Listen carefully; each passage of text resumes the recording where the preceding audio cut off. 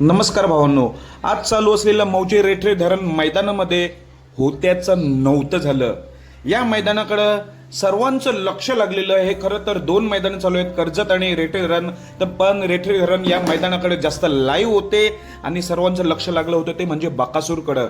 पण होत्याचं नव्हतं झालं.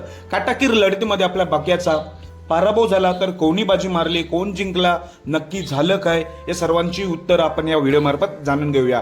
तर सेमी क्रमांक 3 ही लढत आपल्याला बघताना खूप वेळ लागला, म्हणजे बराच टाइम घेतला. या सेमीसाठी गाड्या सुट्टीला बरोबर उभ्या होत नव्हत्या, सारख्या कोणी ना कोणी पुढे येतात. त्यामुळे सेमी 3 उशिरा सुटला आणि झेंडा पडताना कोणाचंही व्यवस्थित लक्ष नव्हतं. तुम्ही बकासूर सुट्टीला बघितलं असणार, जरा गाडी फॉल झाली होती, पण थोडी आतमध्ये आली गाडी, तिथे थोडा अंतर कमी पडला आणि निकालावर तेवढ्याच अंतराने आपली गाडी पडलेली आहे.